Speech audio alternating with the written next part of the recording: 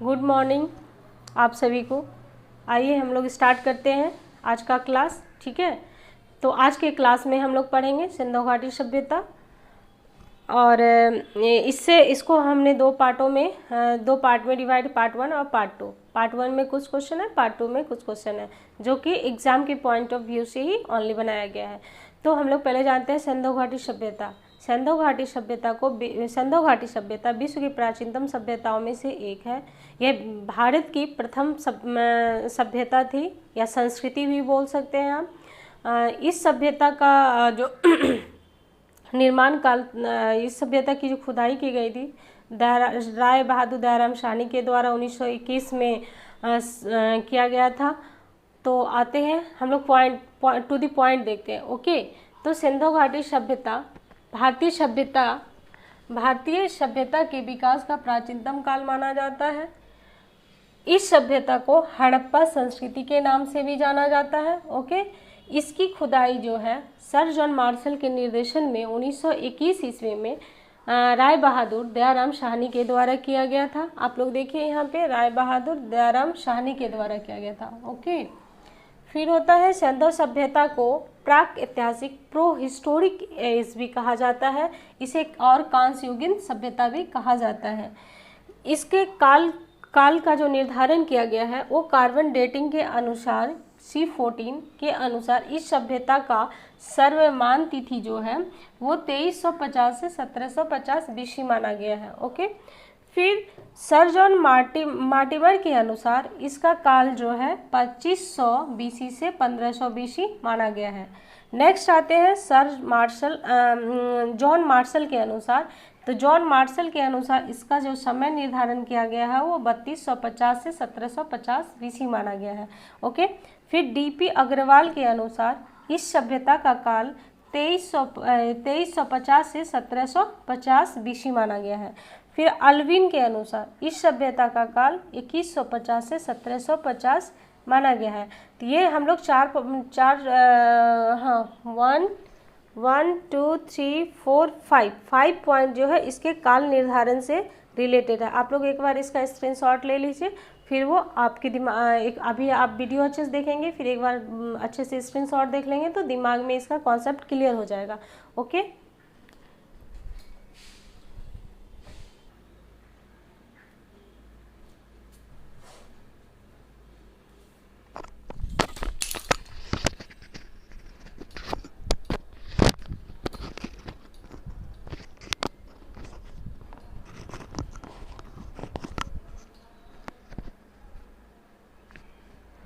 चलिए अब हम लोग पढ़ते हैं सिंधु सभ्यता का काल। ठीक है, तो सिंधु सभ्यता को हम लोग 3 कालों में बांट करके पढ़ेंगे। ओके, तो सबसे पहला आता है पूर्व हड़प्पा का काल। पूर्व हड़प्पा का काल जो है उसका जो है समय सीमा वो 3500 से 2600 BC माना गया है।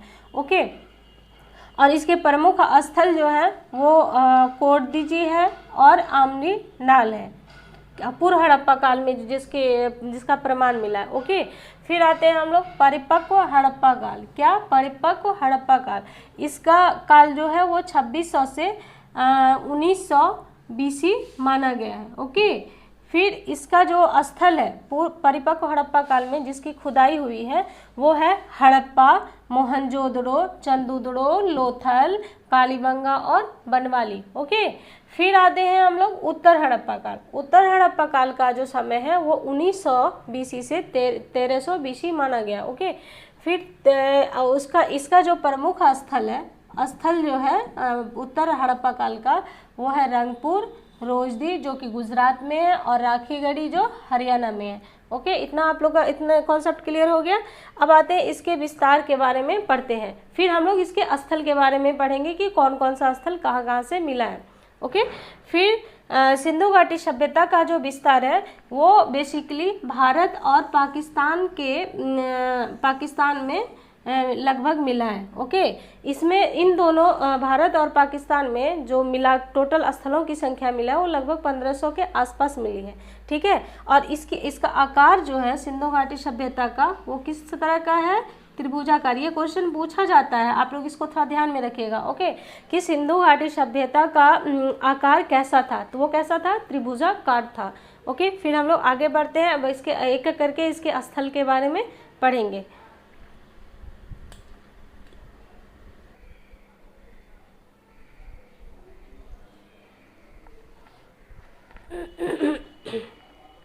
चलिए अब हम लोग देखते हैं इसके स्थल के बारे में। सिंधु घाटी सभ्यता में जो सिंधु घाटी सभ्यता की खुदाई से जो भी स्थल मिला है उसके बारे में हम लोग थोड़ा थोड़ा जानते हैं कि कहाँ कहाँ से क्या क्या मिला गया है। तो सबसे पहले हम लोग देखते हैं हड़प्पा स्थल। हड़प्पा स्थल से क्या क्या मिला है। ओके, तो हड़प्पा स्थल से जो है इस हड़प्पा स्थल का विस्तार आप लोग तो जानिए, बताई हूँ मैं कि ये पाकिस्तान के मोंटगोमरी जिले में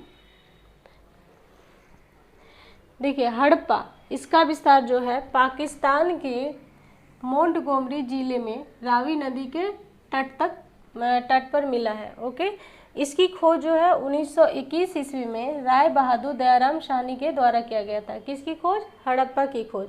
और कब की गई थी, तो 1921 ईस्वी में। ओके, 1921 ईस्वी में। ओके, फिर यहाँ से हड़प्पा स्थल से एक स्वास्तिक का चिन्ह मिला है। ओके, स्वास्तिक का चिन्ह कहाँ से मिला है, हड़प्पा स्थल से। बृहद अन्नागार, ध्यान रखिएगा, अन्नागार और स्नानागार दोनों कंफ्यूजन लोग ज़्यादातर स्टूडेंट्स में कंफ्यूज करता है।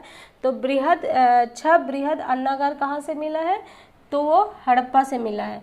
फिर आता है दो कमरे वाला बैरक, ये हड़प्पा से मिला है। मोहरों पे अंकित एक श्रृंगेनी पशु। ओके, एक श्रृंगी पशु का जो मिला है वो हड़प्पा से मिला है। फिर आते हैं हम लोग दूसरा मोहनजोदड़ो। मोहनजोदड़ो को मृतकों का टीला भी कहा जाता है। ओके, और इसकी मोहनजोदड़ो की इसकी खोज के बारे में देख लें पहले कि मोहनजोदड़ो की खोज रखाल दास बनर्जी के द्वारा किया गया था। किनके द्वारा किया गया था, रखाल दास बनर्जी। ओके, जब रखालदास बनर्जी के द्वारा किया गया था और 1922 में किया गया था। सिंधु घाटी सभ्यता के जितने भी स्थल हैं, इसकी खोज है किस नदी पे हुई है उसका भी वो भी मैं आप लोगों को इसी वीडियो में बताऊंगी, इस वीडियो के लास्ट में। सो वीडियो को देखते रहना है अंत तक, और सभी को एक सीक्वेंस में अच्छे से करके मैं आप लोगों को बताऊंगी। तो आते हैं मोहनजोदड़ो। ठीक है, इसे मृतकों का टीला भी कहा जाता है और इसकी खोज जो है किसके द्वारा किया गया था, रखालदास बनर्जी के द्वारा 1922 ईस्वी में। ओके, 1922 ईस्वी में की गई थी। और सिंधु घाटी सभ्यता का सबसे बड़ा स्थल भी मोहनजोदड़ो को ही कहा जाता है और यहाँ से एक विशाल स्नानागार का प्रमाण मिला है। ओके,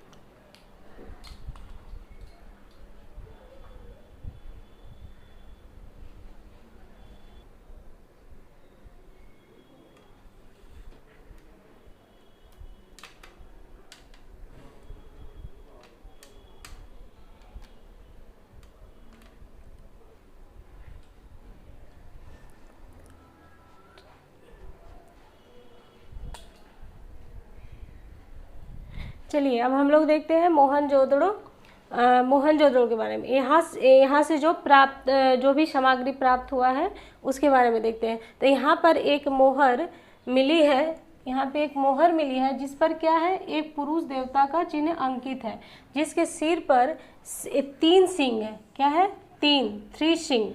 ओके, 3 सिंह है जो पद्मासन की मुद्रा में बैठे हुए हैं। ओके, फिर यहीं से यानी मोहनजोदड़ो से ही पशुपति महादेव, ये क्वेश्चन हमेशा आता है, लगभग क्वेश्चन में आता है, चाहे ग्रुप डी हो कोई भी एग्जाम हो विशेष वाला। तो पशुपति महादेव की मूर्ति का जो प्रमाण मिला है वो मोहनजोदड़ो से मिला है, ये भूलिएगा नहीं। ओके, फिर कुबड़ वाले साड़, ये भी क्वेश्चन बार बार करता है। कुबड़ वाले बैल का प्रमाण, बैल या साड़ जो बोलिए, उसकी आकृति जो मिली है वो मोहनजोदड़ो से मिली है। यहाँ से ही एक सीप का पैमाना भी मिला है, मोहनजोदड़ो से एक सीप का पैमाना भी मिला है और कांसे की मूर्ति और सूती वस्त्र का प्रमाण भी जो है वो मोहनजोदड़ो से ही मिला है। तो ये एक से सीप का पैमाना, कांसे की मूर्ति और सूती वस्त्र का प्रमाण कहाँ से मिला है, तो मोहनजोदड़ो से। फिर आते हैं हम लोग third point, Kalibangan. Okay, Kalibangan, जिसे काले रंग की चूड़ियाँ भी कहा जाता है। यहाँ से जूते हुए खेत का प्रमाण भी मिला हुआ है। युगल समाधान जो है वो कालीबंगा से मिला है, और अग्निकांड भी जो है वो कालीबंगा से ही मिला है। तो ठीक है, हम लोग नेक्स्ट वीडियो में इसके और भी पॉइंट को देखेंगे, और फिर जो इसके खोजकर्ता जो मैंने आप लोगों को बताया कि वो भी मैं आप लोगों को किसने खोज किया, कब किया, किस नदी पे किया, वो सारे स्थल का नाम और क्या कहते हैं खुदाईकर्ता का नाम भी आप लोगों को मैं प्रोवाइड करवाऊंगी। ओके, तो मिलते हैं नेक्स्ट वीडियो में। Bye bye bye.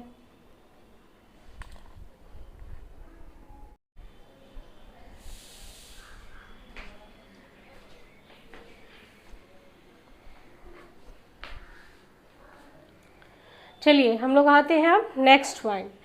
तो नेक्स्ट पॉइंट में हम लोग पढ़ेंगे लोथल को। लोथल से कौन कौन सा सामग्री मिला है और वहाँ से क्या क्या साक्ष्य मिला है। ओके, चलिए तो आते हैं। इस लोथल को जो है वो लघु हड़प्पा या लघु मोहनजोदड़ो भी कहा जाता है। क्या कहा जाता है? लघु हड़प्पा या लघु मोहनजोदड़ो भी कहा जाता है। ओके, फिर आते हैं, यह हड़प्पा कालीन बंदरगाह नगर था। लोथल क्या था? बंदरगाह नगर था। ठीक है, ये और लोथल में चावल उपजाने के अवशेष भी पाए गए हैं। क्या पाए गए हैं? चावल उपजाने के अवशेष। कहाँ से पाए गए हैं? तो लोथल से। फिर अन्य यानी अनाज पीसने की जो चक्की होती है वो भी कहाँ से मिला है? लोथल से। युगल समाधान कहाँ से मिला है? तो लोथल से। फारस की मोहरें कहाँ से मिली है? लोथल से। नाव के साक्ष्य कहाँ से मिले हैं? लोथल से। फिर है अग्निवेदी, अग्निकुंड नहीं, अग्निवेदी। अग्निवेदी कहाँ से मिला है? तो वो मिला है लोथल से। हाथी दांत के प्रमाण भी मिले हैं लोथल से। ओके, इतना। अब नेक्स्ट पॉइंट आते हैं, लोथल में चित्रित मृदभांड भी मिला है। क्या मिला है? चित्रित मृदभांड, जो कि पंचतंत्र की कहानी, जो विष्णु शर्मा द्वारा रचित है, एक नाटक है पंचतंत्र की कहानी, उसका पंचतंत्र की कहानी और चालाक लोमड़ी की याद भी हमें दिलाती है। ये सारे जो है हमें लोथल से प्राप्त हुई है। तो फिर से एक बार रिवीजन करते हैं। लघु हड़प्पा और लघु हड़प्पा या लघु मोहनजोदड़ो किसे कहा जाता है? तो वो लोथल को कहा जाता है। नेक्स्ट, ये हड़प्पा कालीन बंदरगाह था। और फिर लोथल में चावल उपजाने के अवशेष भी प्राप्त हुए हैं। यहाँ से अन्य यानी जो अनाज होता है उसकी पीसने की चक्की, ठीक है, चक्की कहाँ से मिला है? वो लोथल से मिला है। युगल समाधान लोथल, फारस की मोहरें लोथल, चावल की साक्ष्य लोथल, और वेदी के अग्निवेदी के साक्ष्य लोथल, और हाथी के दांत भी लोथल से ही प्राप्त हुए। ओके, हाथी के दांत या जितना भी ये सब है ना, ये एक तरह से ये बंदरगाह था। इस ऐसे भी याद रख सकते हैं कि ये बंदरगाह था लोथल, जहाँ से ये सारे चीज़ को इम्पोर्ट किया जाता था। ठीक है, फिर लोथल की चित्रित मृदभांड भी कहाँ से मिला है? लोथल से। पंचतंत्र की कहानी, ये कहाँ से मिला? पंचतंत्र की कहानी का जो वर्णन है वो किस पूरा लेख से सॉरी किस इस स्थल से मिला है? तो वो लोथल से मिला है। फिर है चालाक लोमड़ी की याद भी हमें दिलाता है लोथल। अब आते हैं हम लोग चहुंदड़ो। ठीक है, नेक्स्ट पॉइंट आते हैं चहुंदड़ो।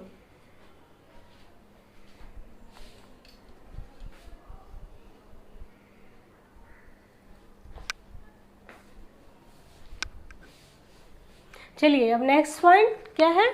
चहुंदड़ो। यहाँ से क्या क्या साक्ष्य मिला है? चहुंदड़ो में सैंधव संस्कृति के बाद झूकर या झांगर संस्कृति का प्रमाण देखने को मिला है। ठीक है, या वहाँ ये कह सकते हैं कि वहाँ पे ये विकसित हुई थी, जिसका प्रमाण मिला है।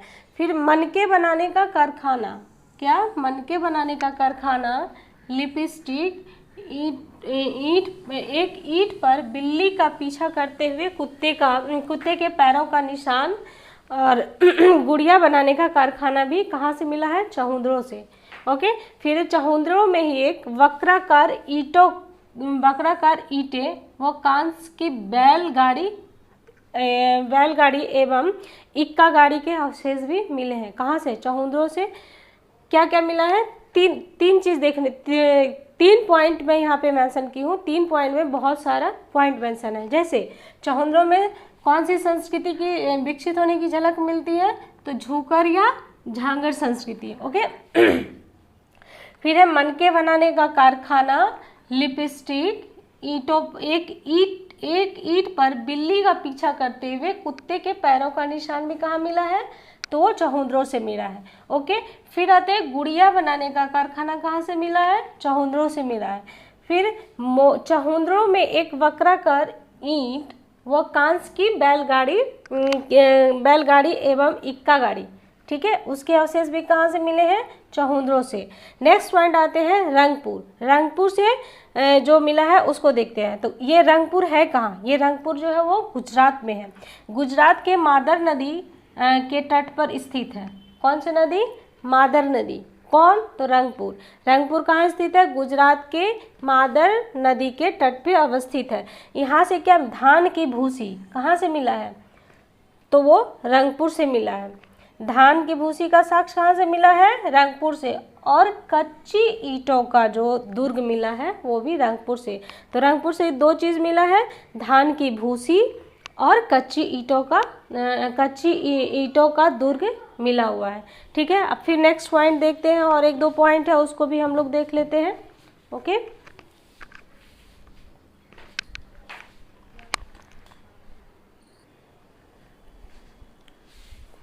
चलिए नेक्स्ट पॉइंट देखते हैं, धौलावीरा। धौलावीरा कहाँ, पहले देखते हैं कहाँ पे स्थित है। धौलावीरा जो है गुजरात के कच्छ के रण, ठीक है, कच्छ के रण के कादिर द्वीप में स्थित है। ओके धौलावीरा, यह इस नगर को तीन भागों में दुर्ग, मध्य नगर एवं निचला नगर में विभाजित किया गया है। फिर यह भारत में स्थित सिंधु सभ्यता का दूसरा सबसे बड़ा क्या है, नगर है। कौन सा, दूसरा, पहला हड़प्पा, दूसरा धौलावीरा, सॉरी पहला मोहनजोदड़ो, दूसरा ये धौलावीरा।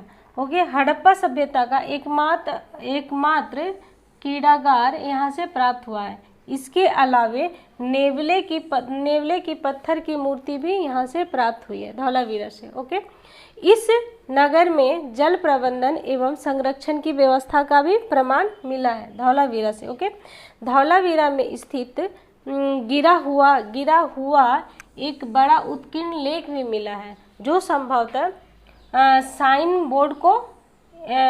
बोर्ड को इंगित करता है, जो मुख्य द्वार के पास मिला है। ठीक है, और धौलावीरा को ही 2021 में विश्व विरासत शैली में इसको शामिल किया गया है। ठीक है, अब पहले जानते धौलावीरा। ठीक है, इसका एक चीज़ बोला भूल गए थे कि धौलावीरा का मतलब क्या होता है, पहले इसको जानते हैं। धौला मतलब होता है, धौला मतलब सफ़ेद, ओके, और वीरा मतलब क्या होता है, कुआं। ओके ये हो गया, धौला मतलब सफ़ेद, वीरा मतलब कुआं। ओके आइए फिर से एक बार रिपीट करते हैं। ये धौलावीरा कहाँ है, गुजरात के कच्छ के रण में। ये गुजरात रहा ना, ये वाला पार्ट ऐसे रखे, ये ऐसे, ये इंडिया का निचला हिस्सा, फिर ऐसे, फिर ऐसे। तो यहाँ पे गुजरात के कच्छ के रण में कादिर द्वीप में स्थित है। इस नगर को तीन भागों में विभाजित किया गया है। पहला दुर्ग, दूसरा मध्य नगर, तीसरा निचला नगर। ठीक है, फिर यह भारत में स्थित सिंधु सभ्यता का दूसरा सबसे बड़ा नगर है।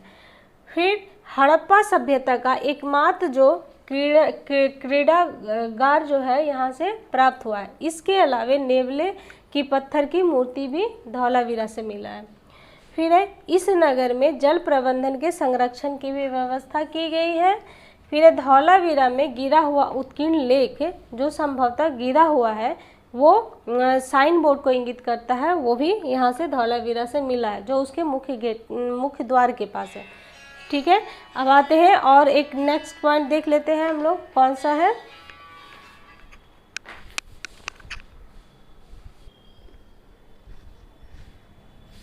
चलिए अब नेक्स्ट पॉइंट है, लास्ट पॉइंट, राखीगढ़ी।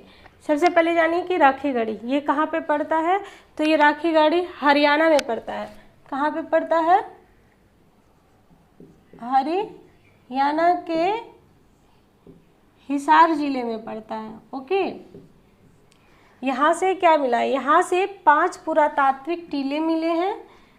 यह भारत में सिंधु सभ्यता का सबसे बड़ा स्थल है। कहाँ पे? भारत में, सिर्फ भारत में, ठीक है, जो घग्गर नदी के तट पर स्थित है। किस नदी के तट पर है राखी गढ़ी?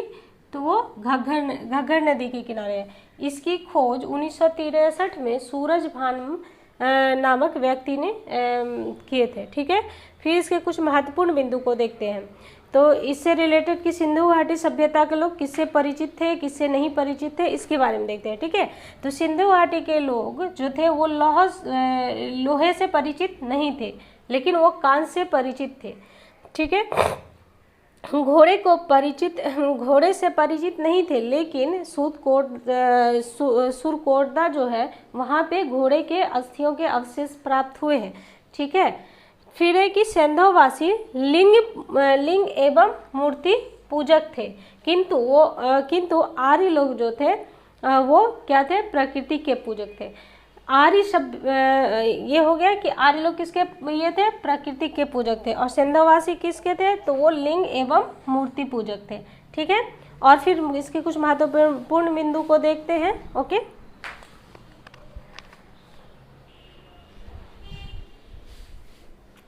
चलिए अब हम लोग इसको देखते हैं, महत्वपूर्ण बिंदु को और भी देखते हैं।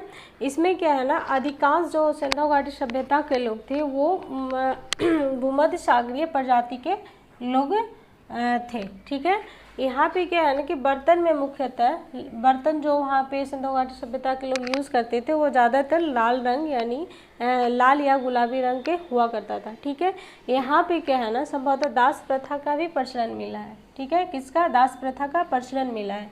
खेल में वो लोग सिंधुवासी लोग जो है वो लोग क्या करते थे? पासे का खेल खेलते थे और नृत्य करते थे। इसके द्वारा ही अपना मनोरंजन करते थे। बैलगाड़ी का दौड़ भी वो लोग लगवाते थे।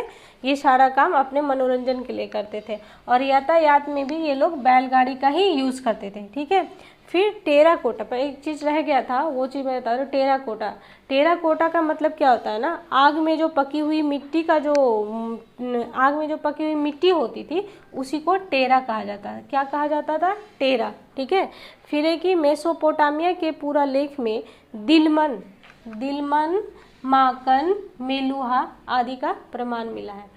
तो हम लोगों ने लगभग सारे पॉइंट को अच्छे से कवर कर लिया है। आप लोग अच्छे से वीडियो देखिए। ठीक है, तो आपके दिमाग में सारे कॉन्सेप्ट क्लियर हो जाएंगे। ठीक है, तो किसी भी एग्जाम में दरोगा हो, रेलवे हो, अदरवाइज कोई भी पीसीएस हो, तो इसमें जो छोटा छोटा पॉइंट पूछा जाता है, क्वेश्चन जो ऑलमोस्ट लोगों से गलत हो जाता है, तो ये वीडियो देखेंगे तो आप लोग का कॉन्सेप्ट क्लियर हो जाएगा। ओके, तो मिलते हैं हम लोग इसके नेक्स्ट वीडियो में। देखेंगे उत्खननकर्ता, खोजकर्ता सारे लोगों का जो है ईस्वी किस नदी पे हुआ वो नेक्स्ट पार्ट 2 वीडियो में देखेंगे।